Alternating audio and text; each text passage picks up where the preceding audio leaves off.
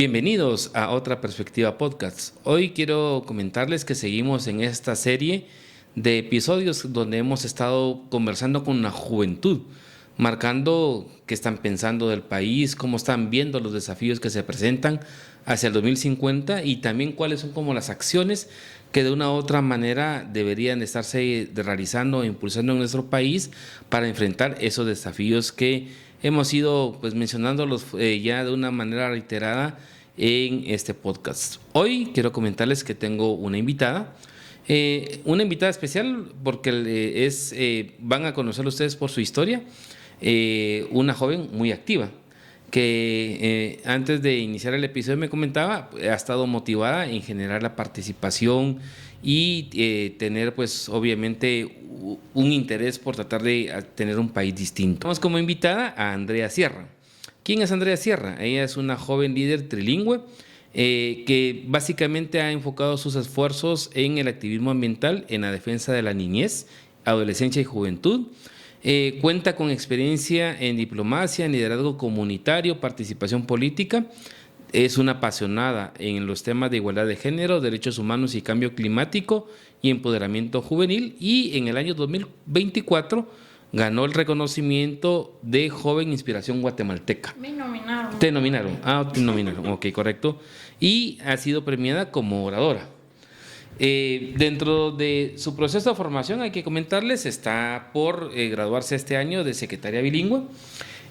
Sin embargo, tiene ya una serie de participación en diferentes diplomados en materia de derechos humanos de las mujeres, de la niñez y de los pueblos indígenas por la COPADE.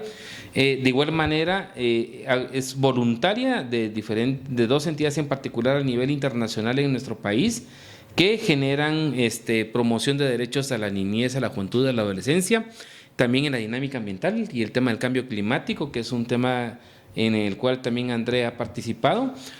Fue integrante de la delegación de Guatemala en el aniversario el 35 aniversario de la Convención sobre los Derechos del Niño, Justicia sin Barreras en la ciudad de Panamá, el año del 2024.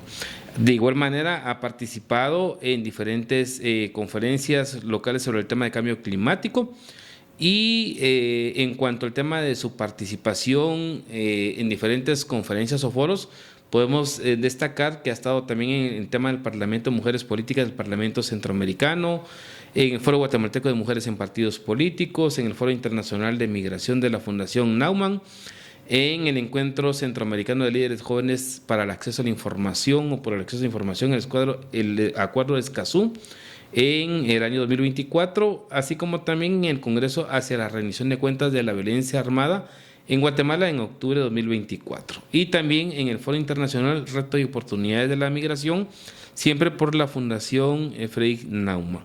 Así que de igual manera tiene a nivel de reconocimientos, como ya marcamos, fue nominada hacia el Premio Joven Inspiración Guatemalteca 2024 y ocupó el tercer lugar en el modelo interuniversitario de Naciones Unidas 2024. Así como ustedes ven, 17 años, pero ya marca un récord en cuanto a su participación y su involucramiento.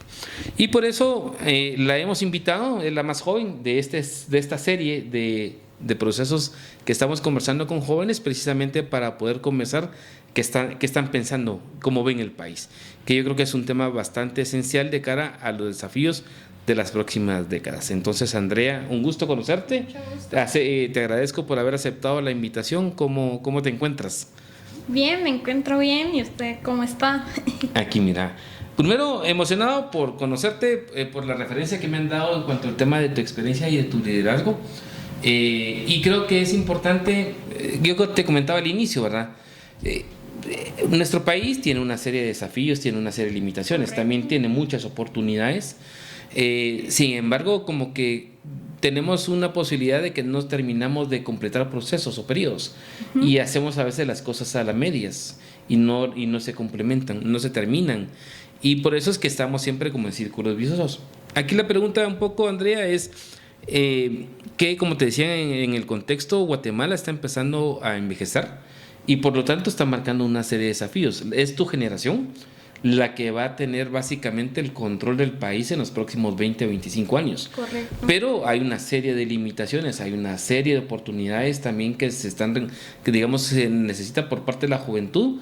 El tema es cómo encuentras esas oportunidades y cómo encuentras esos desafíos que requiere tu generación. Unidades representa el bono demográfico para Guatemala. Lo primero es que el bono demográfico pues implica una mejora económica y social en general, si se dan las condiciones, ¿verdad? Obviamente no es automático, lo cual tiene o podría llegar a tener un impacto directo en la reducción de la pobreza y la desigualdad. También podría generar al aumento del ahorro y la inversión. El bono demográfico también genera unas ciertas condiciones en donde se pueden liberar recursos y estos se pueden reasignar. Pensemos, por ejemplo, en la demanda de bienes y servicios que puede generar, por ejemplo, una sociedad principalmente infantil, ¿verdad? Con respecto a esas mismas demandas de esa misma población y una población más envejecida. Obviamente aquí hay una oportunidad de que esa inversión en población infantil o más joven se reoriente, digamos, a otro tipo de acciones que vayan orientadas a poder mejorar las condiciones de vida de la población adulta y adulta mayor. Entonces, ahí hay una oportunidad de reacomodo de ciertos recursos. El bono demográfico obviamente también genera esa oportunidad para el fortalecimiento del capital humano, lo que hablábamos anteriormente, también el aprovechamiento del bono de género en un contexto de empleo productivo y de calidad. Y un tema que me parece muy importante, del cual pienso que no se habla lo suficiente, pero que está pronto de suceder, como ustedes vieron en las pirámides de población, es el tema de cómo como sociedad nos estamos preparando para poder cubrir esta demanda de bienes y servicios que estará generándose desde la población más adulta, ¿verdad? Estamos hablando aquí específicamente de cómo nos preparamos como sociedad para este proceso de envejecimiento poblacional. Y por eso es que hemos venido haciendo la conversación con diferentes jóvenes de diferentes edades, de diferentes perspectivas, porque de igual manera no es lo mismo quienes vienen de los departamentos a quienes están, digamos, en una lógica más urbana, por sus experiencias y porque tienen distintas complejidades. Y lo primero que hemos estado preguntándoles es un poquito desde la lógica de la juventud, ¿cómo ven, primero, si funciona o no funciona toda esta dinámica institucional del Estado guatemalteco que se refleja en el Congreso, en el organismo ejecutivo, en las municipalidades, y si desde la perspectiva en su ambiente tú ves que respondan o no, ¿verdad? Atiendan o no las necesidades que tienen los diferentes segmentos de la población. Entonces, la primera pregunta sería, ¿tú cómo ves el funcionamiento de esa estructura formal del Estado guatemalteco? Si tú crees que están respondiendo a las necesidades de las diferentes de los diferentes sectores de la población y bueno, y quién responde más, o sea, quién realmente atiende, crees tú, las necesidades que tienen en este momento los jóvenes. Ok, bueno, constamos de que pues, el gobierno de Guatemala funciona con los tres poderes, ¿no? Uh-huh. El ejecutivo, el legislativo y el judicial. Pues en torno al legislativo, el Congreso ahorita ha tenido lo que es la política de puertas abiertas, donde más que todo a los jóvenes se nos ha abierto las puertas a participación y al tema de tener un diálogo con los diputados de distintas bancadas en ver cómo pues ellos nos podrían ayudar en torno a nuestras preocupaciones o peticiones que tenemos en torno al país. Eso por parte del legislativo. En el ejecutivo también se ha dado, pues, a comparación con el gobierno anterior, más que todo, pues se dio la política de que el palacio está abierto y pues se ha invitado a distintos jóvenes, distintas organizaciones a varias actividades. Ya si nos toman en cuenta para hacer las políticas o cuando les pedimos ayuda, pues si realmente va más allá del papel o de la foto, pues no lo sé, nos tendrían que decir ellos, pero en torno a que se da la apertura, sí se da. En torno al judicial, pues realmente no he visto cómo se hace. Tal vez hemos tenido como puertas abiertas a observar juicios, pero nada más allá, como de ir al Palacio Judicial. Claro. Ajá. Y en el caso de las municipalidades, ¿cómo las ves tú, cercanas a los jóvenes, separadas? ¿O realmente no hay mucha interacción de parte que en todo caso es como el poder más cercano, más inmediato, que debería de resolver algunas necesidades de la juventud? Pues las municipalidades en todo caso le responderían a lo que es ANAM. Pues depende mucho de qué alcalde es.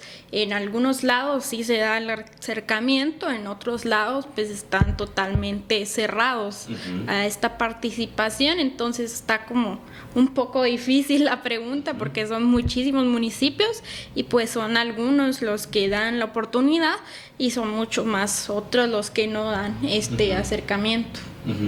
Y en esa dinámica, digamos, vayamos al tema del municipio. ¿Cuáles crees tú que son como los puntos en los que deberían de responder o atender a los jóvenes? O sea, ¿cuáles serían como los puntos donde hay más demanda? ¿Es el tema de la seguridad? ¿Es el tema de la cultura? ¿Es el tema del deporte? ¿Es el tema de la formación? O sea, ¿qué aspectos son los que tú crees que deberían estar dándole atención para resolver las demandas de los jóvenes de hoy? La municipalidad. Bueno, con las municipalidades en el tema, más que todo en el área metropolitana, considero que deberían de darle pues atención a sobre todo lo que es el problema de la delincuencia y del tráfico que hay en la ciudad y en los municipios aledaños, donde pues realmente tenemos a los niños saliendo a las 3, 4 de la mañana de sus casas para llegar al colegio o a las escuelas, y están regresando a las 4:30 de la tarde. Entonces pues ¿de a dónde queda el juego? Para nosotros los jóvenes pues ya no tenemos tantas horas de juego, pero ¿qué pasa con los niños? Yo viniendo a estudiar acá a Zona 1, había niños chiquitos que iban en mi bus, pues ¿a qué hora van a jugar? ¿A qué hora van a hacer las tareas? Realmente no tienen un tiempo de recrearse, supongo que ya llegan cansados y lo único que quieren es dormir. Igual con el tema de las madrugadas, cuando tenemos un reloj biológico y que más que todo las personas que seguimos en crecimiento, bueno, todas las personas merecen y es un derecho pues que durmamos las horas necesarias, pero sobre todo los que estamos todavía en etapa de crecimiento, es muy importante para las funciones físicas y para las funciones mentales.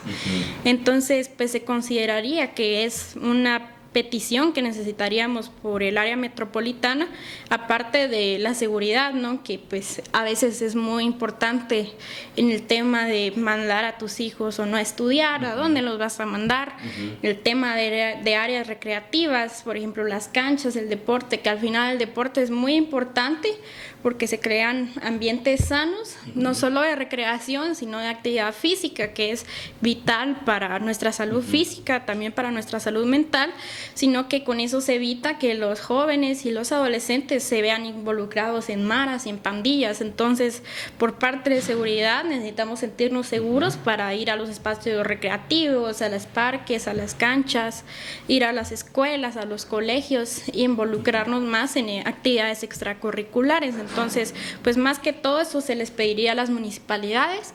Pues ya en el interior vemos pues lo veo un poco más complicado, ya que pues vemos el acceso a la educación, el acceso a la electricidad, el acceso al agua potable. Pues aquí también en el área metropolitana también se da que muchas zonas y muchos municipios aledaños no les llega el agua o les llega el agua unas pocas horas, y pues en el interior del país se da mucho más por la precariedad que hay y la poca respuesta de estas municipalidades. Y en el tema pues escolar, de cómo es que los niños van a llegar a las escuelas y no hay una carretera, no hay un medio con lo que ellos puedan ir. Y pues más que todo es la alimentación de estos niños. Pues un niño que tiene desnutrición va a estar pensando solo en comer, que es lo que quiere, sobrevivir. Entonces, ¿cómo le vamos a pedir a este niño que tenga un buen desempeño escolar si básicamente está sufriendo de hambre, está sufriendo de desnutrición? Entonces considero que es un aspecto importante a tomar en cuenta. Y ahora, para ir avanzando en esa calificación que tú has marcado digamos, en este caso el Congreso.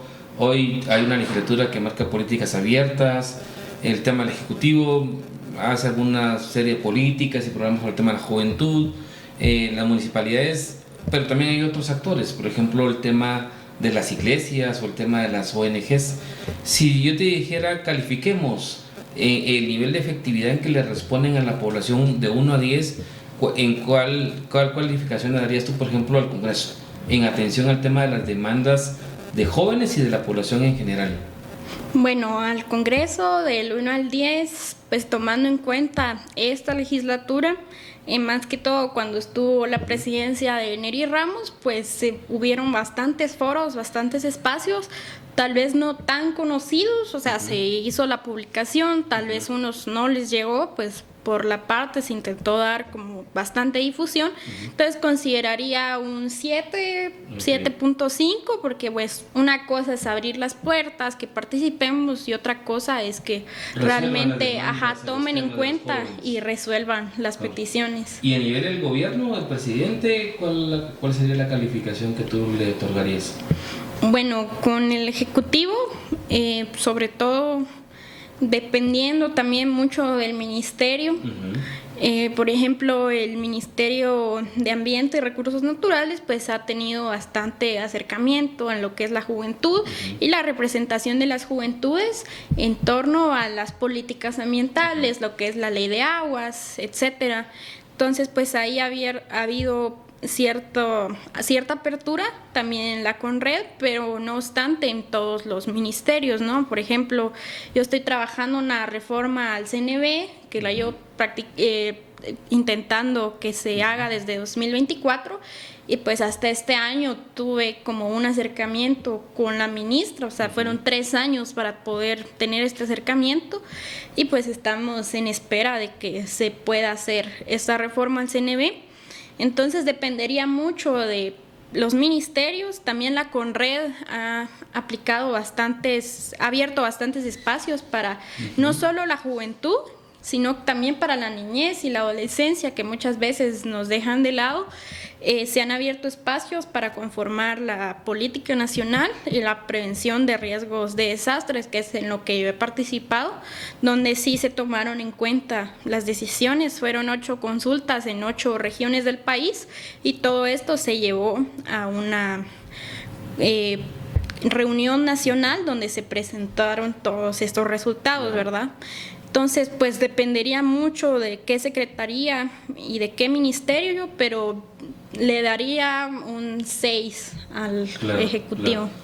Y ahora, como te decía, de los otros actores que están alrededor, por ejemplo, las ONGs, las iglesias, inclusive también el tema de los empresarios, ¿qué calificación le das tú en función a que sí aportan, están cumpliendo su rol de también generar condiciones de oportunidades a los jóvenes, o de entender la problemática de los jóvenes, en el caso, por ejemplo, de la academia o las iglesias, por ejemplo? Ok, bueno, conforme a las iglesias, pues dependería mucho de cada iglesia, pero en el caso de que la política de la educación sexual integral para adolescentes, pues más que todo las iglesias protestantes son las que han puesto bastante problema, bastantes trabas, donde ellos mismos organizan a los padres de familia a decir, bueno, no queremos que haya educación porque los van a pervertir, etcétera, que es todo lo contrario. O sea, el tener educación sexual integral reduciría riesgo de embarazos adolescentes, de enfermedades de transmisión sexual. Entonces, pues más que todo se ha puesto una barrera entre ellos, y pues la desinformación que también se da por parte, no diría las iglesias, pero tal vez de estos grupos, en parar lo que es la educación sexual integral en la sexualidad, que pues tal vez el ministerio lo ha querido hacer y les han puesto trabas para que se logre en un país con muchísimos abusos sexuales a niñas, adolescentes, también niños y adolescentes, y donde hay muchos embarazos adolescentes, pues no han dejado al ministerio ni a los que quisieran una política de educación sexual integral. Entonces eso es lo que ha costado bastante con ellos. ¿Y qué calificación le darías en cuanto a ese tema del aporte o no ayuda o no al tema de la demanda de los jóvenes? Pues viéndolo desde una parte positiva, tal vez aportan a que pues no se involucren en lo que son las pandillas, en hacer delitos, porque pues quiera que no, están promoviendo los valores, y también en una especie de recreación, los grupos de jóvenes, etcétera. pero tienen un gran contrapeso negativo, entonces pues diría yo que un 4. Un 4. Y ahora, a nivel de lo que es la parte económica, las oportunidades de los jóvenes o la generación del empleo, ¿cómo tú ves al sector empresarial y qué calificación le das?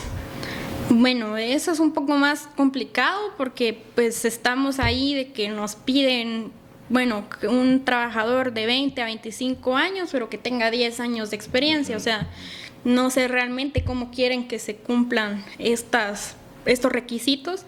Entonces, pues no ha habido apoyo con el desempleo joven, que es bastante, ni con la formación, porque pues el gobierno puede tener iniciativas de mi primer empleo, pero están poniéndote pues en puestos del gobierno, ¿no? En puestos públicos. En cambio las empresas pues obviamente van a buscar por su beneficio, entonces no ha habido tanta como apertura en la contratación joven ni en la capacitación para que al final los jóvenes puedan aportarle a estas empresas.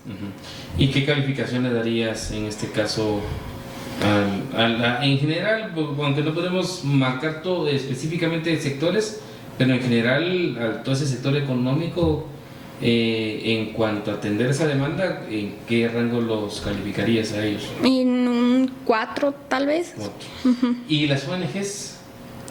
Pues depende también mucho de las ONGs, de qué fin tengan. Pero bueno, algunas han sido de mucha ayuda porque son específicamente en términos de protección a niñez, adolescencia y juventud y de participación. Entonces yo le daría un 6, tal vez un poco más. O sea, depende mucho de qué organización y qué también hagan pues el fin, el mandato que tienen, pero sí han apoyado algunas. Y ahora yo te preguntaría, Andrea, a ti, o digamos a tus amigos, a tus compañeros, por ejemplo, hoy es muy referente el modelo de Nayib Bukele en El Salvador, y todos dicen, quisiéramos tener a un Nayib Bukele en Guatemala o en toda América Latina, porque hay muchos países que buscan ese modelo. Hay muchos estudios que dicen que hoy los jóvenes no creen tanto en la democracia y que buscarían respaldar más figuras como en este caso el presidente de El Salvador, aun cuando te limiten derechos. ¿Realmente tú cómo lo ves? ¿Crees que sí, efectivamente hay una tendencia para respaldar modelos más autoritarios, o realmente sí creen en que debería ser un modelo más de democracia el que debería tener el país para atender todas las demandas que ya tú has enumerado en diferentes aspectos que tienen los jóvenes: educación, salud, deporte, nutrición, etcétera? Bueno, en el tema de Nayib Bukele yo realmente no podría entender a totalidad cómo es, pues porque no soy salvadoreña ni vivo en El Salvador. Pues ciertos jóvenes te dirán que eso es lo que quieren y otro grupo de jóvenes te dirán que absolutamente no quieren este sistema más autoritario, que pues básicamente tiene todos los poderes del Estado, ¿no? Ahí va, independientemente de que haya hecho ciertas cosas positivas o negativas, pues más que todo en lo que es el tema ambiental ha habido persecución de los derechos humanos de los defensores ambientales, pues estando en estado de excepción, pues obviamente no tienen un derecho a juicio ni un derecho a orden de un juez para ser arrestados. Igual en medios de comunicación como El Faro, que pues tuvieron que salir de El Salvador, y pues no realmente desconozco qué otras problemáticas pudieran haber pasado, independientemente del éxito que ha tenido su política de seguridad, que pues eso es cierto, ha tenido mucho éxito en la disminución de violencia, de asesinatos, que pues podríamos imitar ciertas partes de su política, pero sin embargo no podríamos aplicar todas, tampoco porque no somos iguales a El Salvador. O sea, Salvador es un país muy chiquito, con menor población, la constitución es totalmente diferente, entonces no cualquiera que te diga voy a hacer un modelo Bukele, pues no está hablando de los millones de personas más que tenemos en Guatemala, de los territorios, de la diversidad cultural, de todos los pueblos que tenemos, mayas, garífunas, xincas, que El Salvador pues no tiene. Entonces pues realmente no es algo que se pueda aplicar acá en Guatemala al pie de la letra, pero sí podríamos tomar las cosas positivas, sobre todo en seguridad, y no tanto las otras en otros entornos. Claro. Ahora, con relación al tema de tu generación, en relación a los diferentes problemas que presenta el país, pero también oportunidades que hablábamos, ¿cómo ven el futuro? O sea, ¿cómo están viéndolo? ¿Les está preocupando? O al igual, como buena parte de la población, muchos están en sobrevivencia y ven el día a día y no están como muy en la preocupación de ver qué va a pasar dentro de un año, 5 años, 10 años. ¿Cómo lo ves tú? ¿Cómo está esa generación? ¿Sí tienen esa preocupación o no? Depende del grupo de jóvenes, por ejemplo, los jóvenes que son activistas, que participan, pues obviamente sienten una preocupación, que son los que caen en un grupo más intelectual, que analizan el contexto social, la coyuntura, pues ellos obviamente están muy preocupados, hagamos algo, salgamos a manifestar, pero los que se salen pues de este modelo, de este prototipo, pues no les interesa, pues, o sea, lo que ellos quieren es dinero, para pues que al final de eso vivimos, ¿no? Entonces no les interesa mucho lo que les pase a otras personas, lo que les pase al país, por eso se da la apatía política, ¿no? Si no les molesta a ellos, pues aunque les moleste a las demás personas, cualquier problemática, pues a ellos no se meten conmigo, pues no me importa y no voy a decir nada. Entonces, pues dependería mucho del tipo de jóvenes, también de la educación y del acceso a la información que se tenga. Y en esa dinámica, al igual, ¿verdad? Nosotros dependemos mucho de los migrantes, muchos guatemaltecos que se han ido por el tema de falta de oportunidades.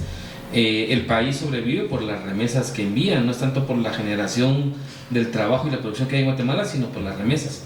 En el interior hay muchos niños y jóvenes que ya no están estudiando porque sueñan o aspiran irse a Estados Unidos, pero en el caso digamos, de tu sector,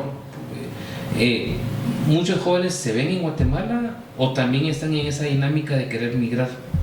Pues la mayoría tal vez sí se ven fuera de Guatemala por las oportunidades, por la educación, también por el aspecto económico, tal vez también por el aspecto académico, que ahí pues se nos daría lo que es la fuga de cerebros, que pues viendo el sistema de la academia actualmente en Guatemala, pues no, aparte de la calidad, la persecución que se da política a la academia, entonces pues la mayoría quisiera estudiar en otros lados o migrar, entonces sí, es bastante ánimo migratorio que se tiene de la juventud, de la adolescencia con el tema migrar, ya sea por razones económicas, de oportunidades o por razones académicas. Y en tu proyecto personal, ¿tú dónde te ves? ¿Te ves acá en Guatemala? ¿Te ves migrando? ¿Cómo te ves tú de aquí a 10 años? Bueno, personalmente pues me gustaría pues estudiar en el extranjero, pero finalmente sí me gustaría pues regresar a Guatemala para pues continuar haciendo lo que es el servicio social y aportarle a mi país de cierta forma. Entonces pues yo me veo realizando mis estudios pues por toda la situación política que hay con la academia, pues me veo estudiando fuera, aparte por la validez internacional, de que son los títulos que acá en Guatemala pues la mayoría de títulos no tienen alguna validez internacional, y ya cuando esté graduada pues ya me veo regresando a Guatemala para poder impartir acá los conocimientos que pude haber adquirido y aportándole a la sociedad. Y en esa dinámica también de que están viendo, en el caso de tu generación, yo te he comentado al inicio, ¿verdad?, que Guatemala ha tenido como una tradición de polarización.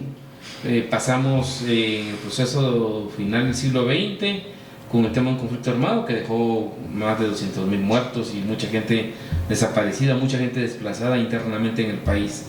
Luego entramos en un escenario relativamente de calma democrática después de la firma de la paz, pero que se acentúa con proyectos que de una u otra manera fueron marcando el tema de corrupción y que también se polariza la sociedad a partir de con Otto Pérez Molina. Y eso nos ha llevado a proyectos que no terminan de cuajar, decía, todo lo hacemos a medias y todo queda incompleto.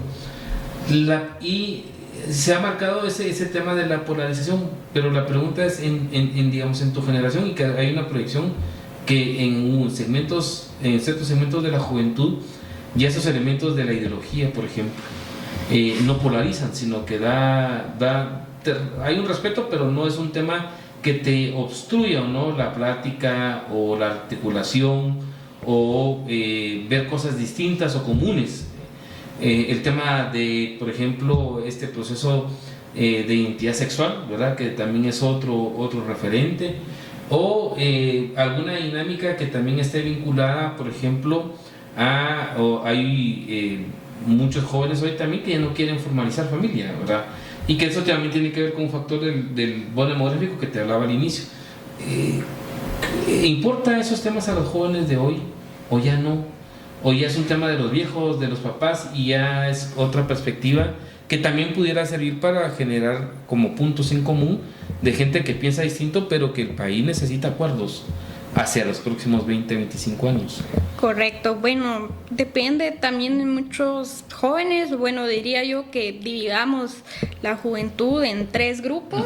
El grupo 1, que es la apatía política, social, que pues también existe bastante, que pues no les importa nada de eso, no les importa la situación política del país, que a puras penas van a votar o ni siquiera van a ir a votar, ¿no? De ahí tenemos los otros 2 grupos, que digamos serían la derecha y la izquierda, por decirlo de alguna forma. Pues ahí digamos que esos son los 3 grupos que se dan en la juventud. Pues depende mucho de cada quien. Muchas veces puede haber diálogo, otras veces pues depende mucho de la persona, independientemente de que sea de un extremo de la ideología u otra, donde pues si sos esto no voy a hablar contigo, yo no hablo con digamos cualquier término que quieran usar. Entonces se cierran definitivamente a lo que es el diálogo. Ahí está pues todo lo que es la cultura de la cancelación y de la funa. Bueno, dijo algo que a mí no me gusta, vamos a Twitter y vamos a poner todo y le filtramos todo.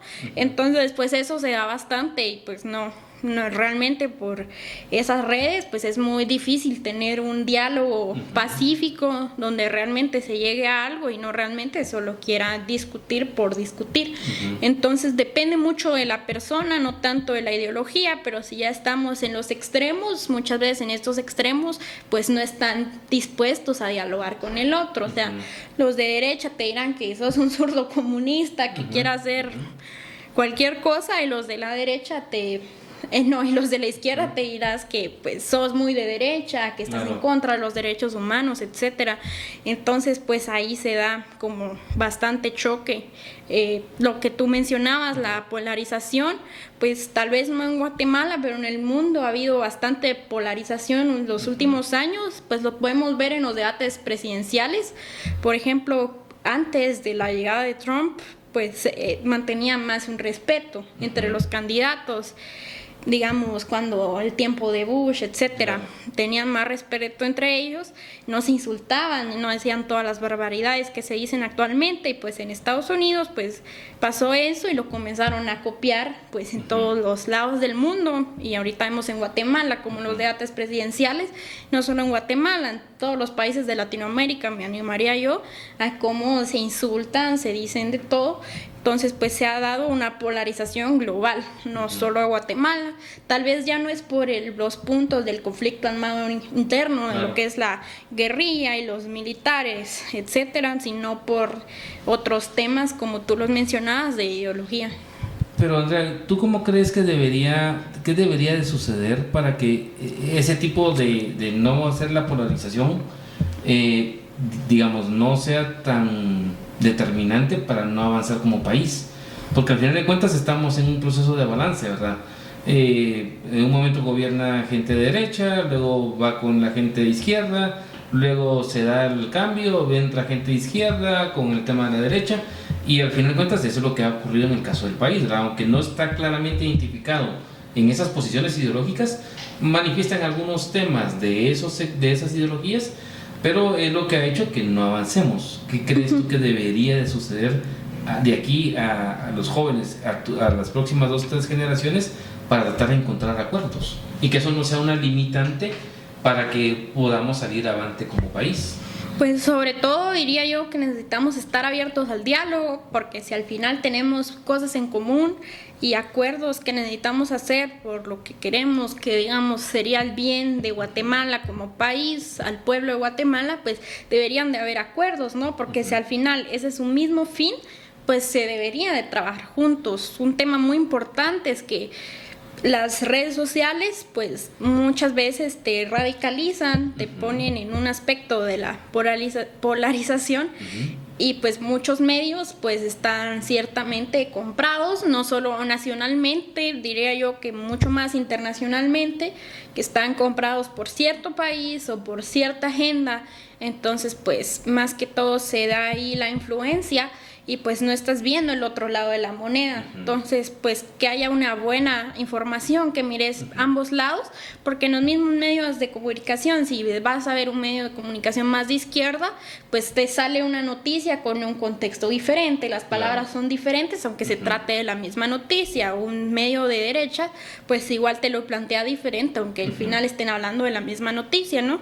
Entonces, más que todo sería la información, ver que lo que es realmente verídico, aunque pues actualmente es más difícil con el tema de la inteligencia artificial, pues todas las imágenes, los deepfakes, entonces pues hay que tener mucho ojo y hay que ver precautiosamente qué es real y qué no, e informarte de toda la situación antes de que tú hagas antes de que lo juzgues y sobre todo lo repliques, porque no solo yo tomo la posición, yo opino eso, sino que aparte lo divulgo y lo comparto y no estoy viendo primero quién me lo está diciendo, es falso, es verdadero, qué es lo que estoy viendo. Claro. Y en esa dinámica también, por ejemplo, te decía, nuestro país está avanzando, tiene desafíos hacia el futuro, en el caso de tu generación que te planteaba, con un proceso de envejecimiento como sociedad, con otras demandas en el tema de mucha presión por la generación de conocimiento para el trabajo, pero al igual tenemos rezagos que vienen no de ahorita, sino nos traemos de 3, 4, 5 generaciones de nuestros abuelos. La desnutrición, por ejemplo. Somos el país en donde hay mayor desnutrición. Tú lo comentabas en la parte inicial, en la parte rural, ¿verdad? Hay muchos niños que van a la escuela sin comer. Creo que es el segundo país en Latinoamérica por debajo de Haití. Así es, correcto. Y Haití pues está en una situación... Y somos el quinto a nivel mundial, imagínate.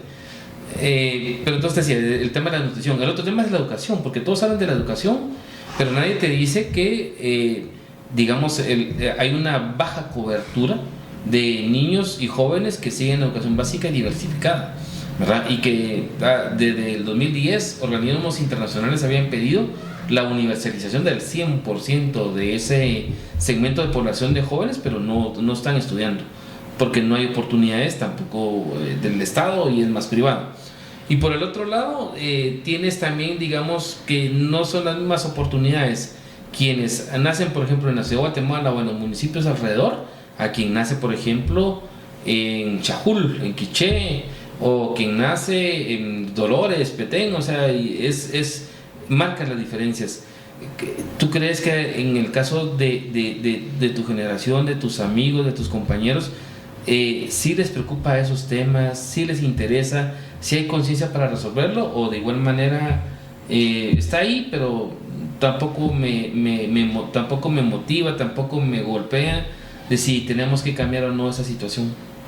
Bueno, con el tema de la educación no solo se trata de que tanta gente esté yendo a las escuelas, a los colegios, sino la calidad de educación que se tiene. Por ejemplo, yo llevo trabajando en lo que es la reforma al CNB, porque la secretaria seguimos viendo taquigrafía, porque seguimos viendo shorthand. Yo ahorita estoy trabajando en una máquina de escribir y no son ni siquiera de las más recientes. O sea, esa máquina tiene como 50 años, ya ni hay forma de hacerles mantenimiento casi.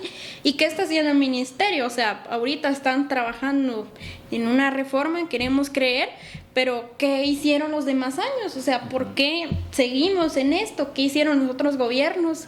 Que es más fácil que sea una reforma al sistema que ya se tiene, porque no se les está pidiendo, mire, construya 100 escuelas o más, sino que es un cambio del papel. Deberían de hacerlo, sí, deberían de hacerlo totalmente, pero ahí te dirán, pero el presupuesto y que surge esto y surge el otro. O sea, esto es algo mucho más simple que es la actualización del CNB, que nada les cuesta.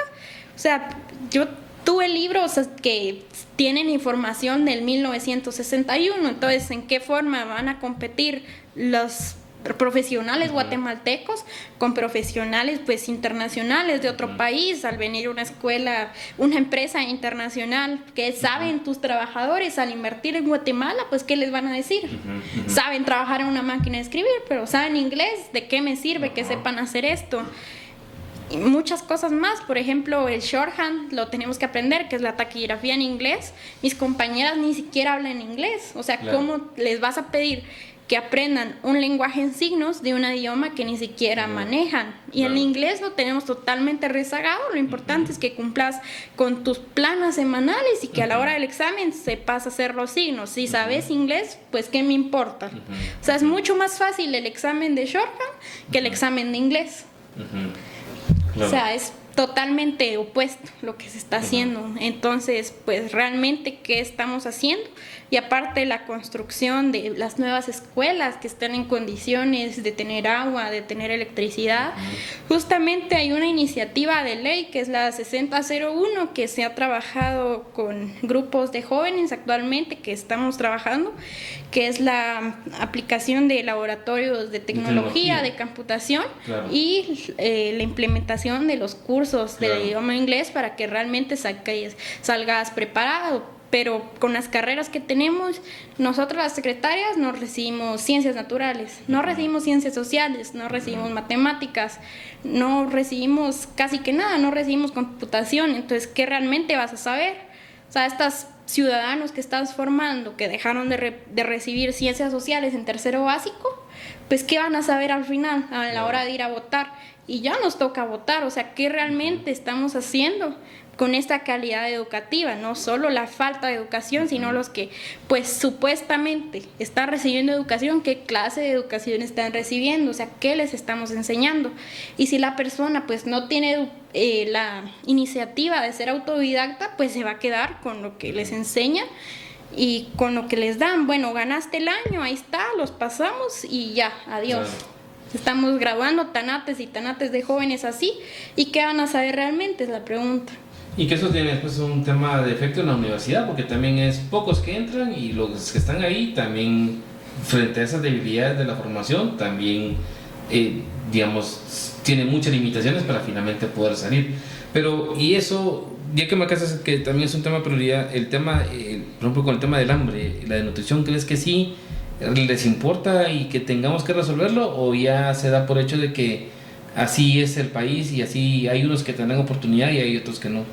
Bueno, pues los jóvenes que están involucrados en todo lo que son estas iniciativas, pues realmente pues sí están preocupados, pero los jóvenes que están afuera, que están en su burbuja, que pues solo les importa pues ellos mismos, su comunidad, que no están viendo lo que pasa en el interior del país, no están viendo el hambre, ni todos estos problemas. Yo soy de Alta Verapaz, ¿no? Entonces pues sí he visto cómo es todo eso, pero hablas con aquí mis compañeros de la ciudad, pues no saben, no me interesa saberlo y no me interesa qué les pasa o no.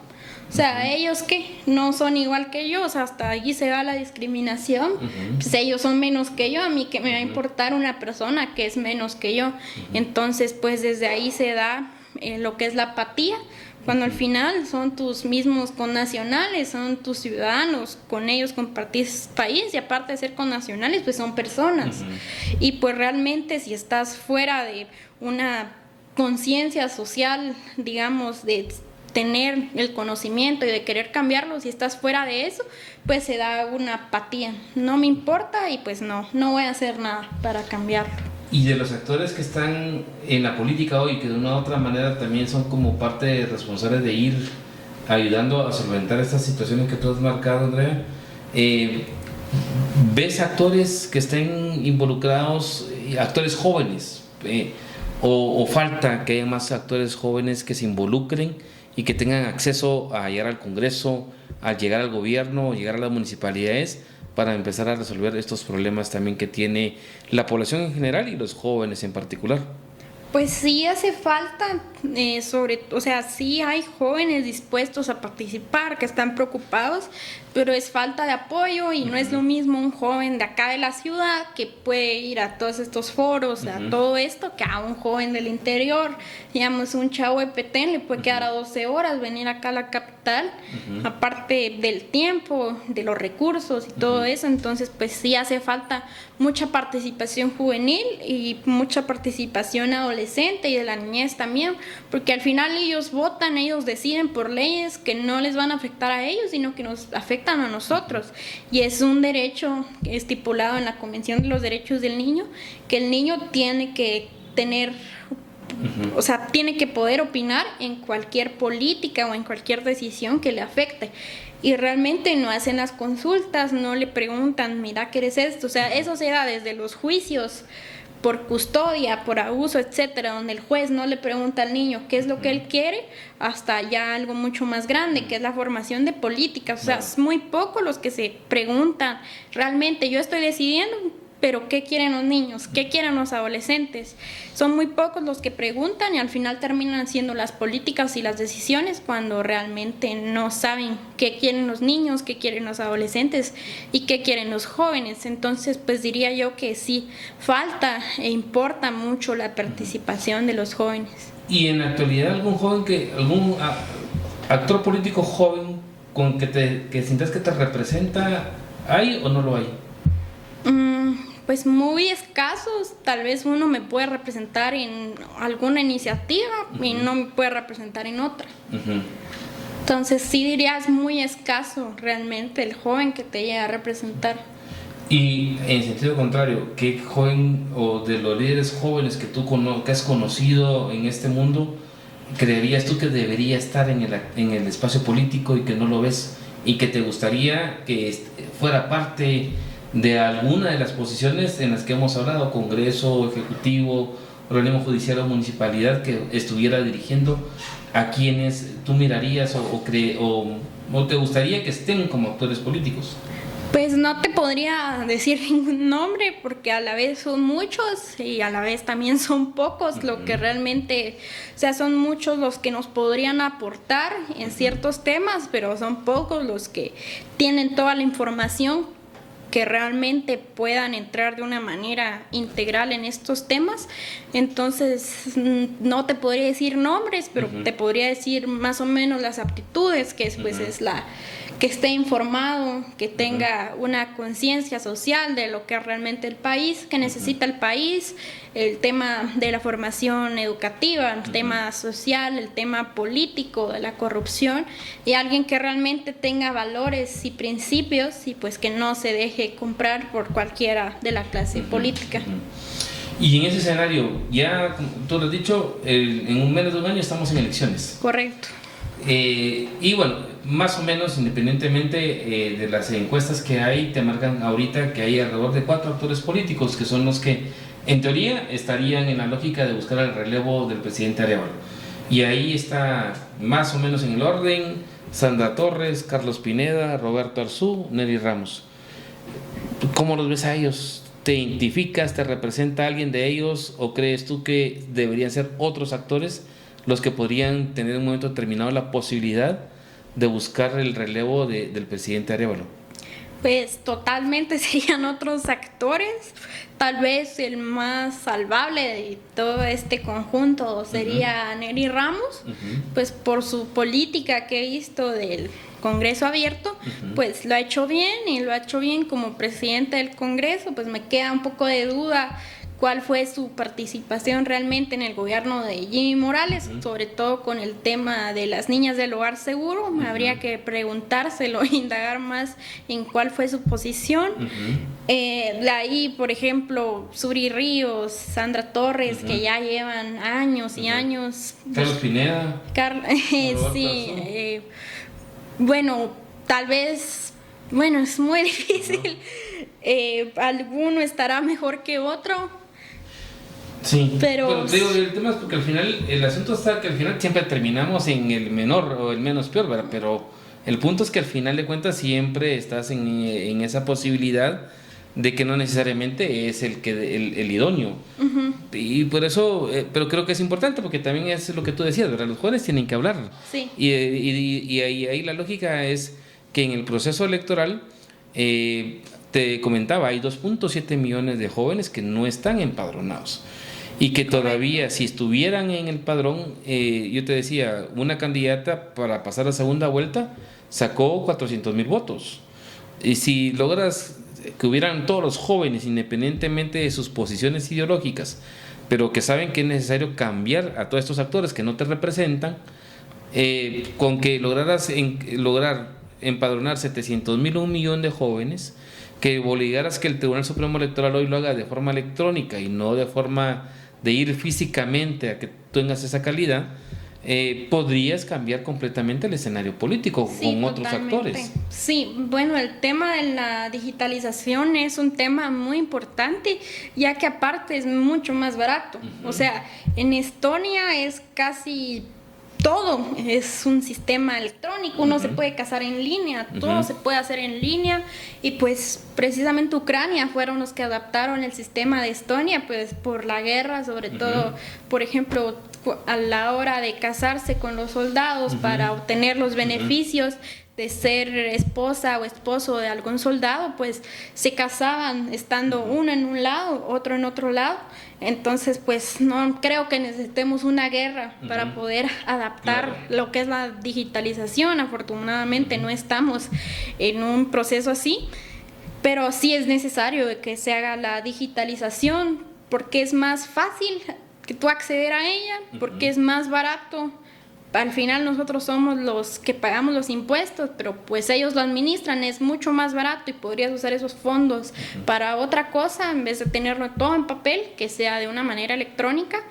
Y pues también que se haga la promoción del empadronamiento, que se tenga la información y los plazos. Por ejemplo, yo soy del 2008, ya me tocaría votar, y los que nazcan en los primeros meses del 2009 también van a votar. Claro. Entonces, lo que sería la información de cómo empadronarte y que se agilice este proceso, pues creo que ya no hay tiempo de que se digitalice ahora, pero sí tienen tiempo de lo que es la promoción para que al final se pueda hacer un relevo bueno de lo que es el gobierno de Arévalo, y pues que realmente se elija a alguien idóneo. Pues de esa lista tal vez los más idóneos o los menos peores serían Neri Ramos y tal vez Arzú, porque pues los otros personajes, pues más que todo va a pasar alguien a segunda vuelta en contra de la señora.